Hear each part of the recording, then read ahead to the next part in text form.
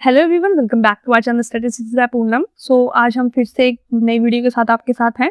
तो आज हम क्या करने वाले हैं, एक न्यूमेरिकल करने वाले हैं, बहुत important, related to order statistics, जैसे कि हमने पिछली वीडियो में किया था ऑर्डर स्टैटिस्टिक्स का मतलब फॉर्मूलाज वगैरह डिटेल में। तो अब इसको क्वेश्चन देख लेते हैं। आपको देख सकते हो आप, बहुत लंबा क्वेश्चन है बट कुछ नहीं है इतना चिल।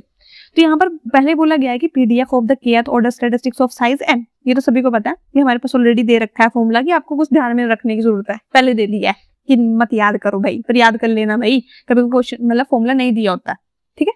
इसमें बोला गया है where F is the cumulative distribution function, ये तो सभी को पता है, कैपिटल एफ जो हमारा क्यूमुलेटिव डिस्ट्रीब्यूशन फंक्शन होता है, which is CDF of the original distribution and f is the density of it, सभी को पता है। Samples are selected from a uniform distribution। अब आप इस चीज में एक चीज नोटिस करोगे, आपको यूनिफॉर्म डिस्ट्रीब्यूशन दे दी, मतलब आपके लिए कुछ चीज आसान हो रही है, साथ में आपको वैल्यू दे दी गई है 0 और 10।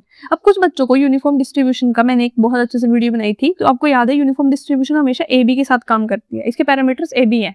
तो अगर आपको ये वैल्यू दी हुई है, कुछ देख के समझ आ रहा है, मतलब ए बी मतलब एक कितना है 0, बी कितना है 10, समझ आ गया। क्वेश्चन आधा यहीं पे सॉल्व, अगर बच्चों तुम्हें ये आ गया ना समझ, तुम कुछ भी कर सकते हो भाई, ठीक है। Now determine the expected value of the fourth order statistics. अब देखो यहाँ पर आपका अग्नि परीक्षा है, क्वेश्चन ढंग से समझो।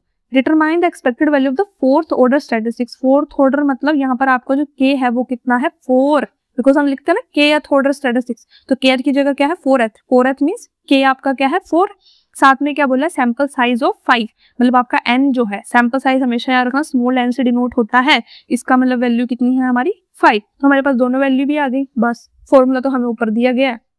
अब पहले क्या निकालना है हमें, फॉर्मूले के हिसाब से हमें निकालना है ये फंक्शंस। अगर ये फंक्शन आ जाएगा तो फिर हम क्या निकाल लेंगे, सीडीएफ भी निकाल लेंगे, एज सिंपल एज दैट। तो पहले क्या निकालते हैं, पीडीएफ निकालते हैं।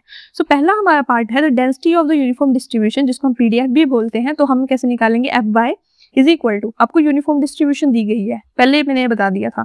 तो यूनिफॉर्म डिस्ट्रीब्यूशन का अगर हम पीडीएफ निकालते हैं, आपको पता है 1/b - a है फॉर्मूला, सभी को पता है। अब इसमें 10 - 0 कर दूंगी तो ऑब्वियसली 1 - 10 आएगा, सॉरी 1/10 आएगा। ये मेरा क्या आ गया, डेंसिटी फंक्शन। इसको करने के बाद अब मैं निकालूंगी सीडीएफ, जो मुझे क्वेश्चन के लिए जरूरी है। तो सीडीएफ निकालने के लिए आपको पता है कि अगर हम इंटीग्रेशन कर दें इस फंक्शन की, डेंसिटी फंक्शन की, तो हमारे पास डायरेक्टली क्या आ जाता है, हमारा सीडीएफ आ जाता है। तो जब मैं इसको इंटीग्रेट करूंगी विद रिस्पेक्ट टू वाई, तो मेरे पास कितना आ जाएगा y/10। सभी को इंटीग्रेशन आती है, जब हम इंटीग्रेशन करते हैं किसी सिर्फ डी वाई की करते हैं, तो ऑब्वियसली हमारे पास क्या जाता है, उसका नॉर्मली उसका वेरिएबल आ जाता है। तो ये मेरे पास आ गया इसका सीडीएफ। अब कुछ नहीं करना है, आपको क्वेश्चन में दिया हुआ है कि आपके पास फोर्थ ऑर्डर स्टैटिस्टिक्स का और सैंपल साइज कितना है 5, बस ये निकल गया, चुपचाप पुट करो, अपना आंसर निकालो, बेले हो जाओ। अब देखो, अब आपने क्या कह रहा है, पर क्वेश्चन में जब आप ये चीज निकाल रहे हो ना, तो उसमें मेंशन कर दिया करो आप क्या कर रहे हो, 4, यहाँ पर k की जगह लिखना है 4, यहाँ पर x, ठीक है।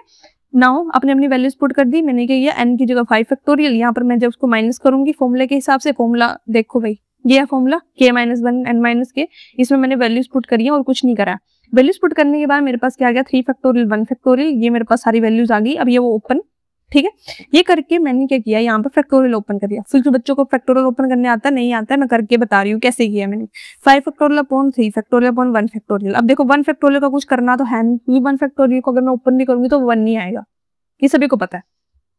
तो चलो मैं इसको सिंपल रहने देती हूँ, ये चलो खोल लो, मर्जी है।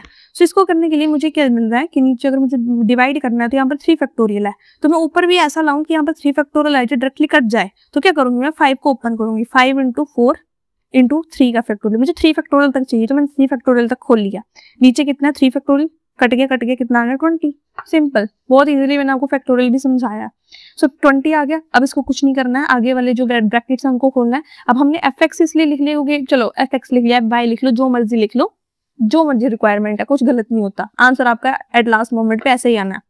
तो ये करने के बाद मैंने यहाँ पर अपनी वैल्यू निकाली थी, याद करो सीडीएफ की, विच इज y/10।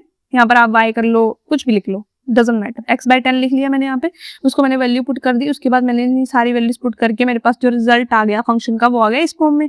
बट हमें क्या बोला गया है, क्वेश्चन अगर बच्चों आपने रिपीट किया होगा, मतलब अगर आपने रीड किया होगा तो आपको पता है यहाँ पर बोला था हमें एक्सपेक्टेड वैल्यू, हमें ये नहीं बोला कि फंक्शन निकालो, हमें बोला है क्योंकि एक्सपेक्टेड वैल्यू निकालो। तो अब हमें एक्सपेक्टेड वैल्यू निकालनी है किसकी, इस वाले की, फोर्थ ऑर्डर स्टैटिस्टिक्स की। तो क्या करना है, आपको एक्सपेक्टेशन निकालने आती है, कंटिन्यूस है ये क्वेश्चन, तो हम इंटीग्रेशन निकालेंगे, वैल्यू पुट करेंगे 0 to 10, क्योंकि a और b की वैल्यू कितनी है 0 और 10, सभी को समझ आ रहा है। 0 to 10 तक जाएगा, हमें हमारे पास फंक्शन आ गया और साथ में को पता है एक्सपेक्टेशन कैसे होती है, integration x into F x dx, इतना पता सभी को। अब यहाँ पर ऑलरेडी ये है बट साथ में x तो मल्टीप्लाई होगा ना फॉर्मूले के हिसाब से। इसको करने के बाद मैंने क्या किया, जो 1/500 था उसको बाहर निकाल लिया, साथ में मैंने इंटीग्रेट किया इनको। तो मैंने क्या किया, ये जो x था इनको क्या किया अंदर मल्टीप्लाई कर लिया, तो मेरे पास क्या हो गए, सबकी पावर क्या होगी, एक एक बढ़ गई। इसको करने के बाद मैंने क्या किया, इसको इंटीग्रेट किया। तो आपको पता है integration raise to power this कितनी हो जाती है, x raise to power n+1 upon n+1। ये फॉर्मूलाज बच्चों देखो आपको याद करने पड़ेंगे, मैंने आपको पहले बोला था। तो फिजिकल फॉर्मूलाज चाहिए, टेबल फॉर्म में लिखा हुआ चाहिए तो मैं बना के दे दूंगी, बट ये बोलना आपका काम है। तो अगर आपको नीड है तभी आप बताओ मुझे प्लीज।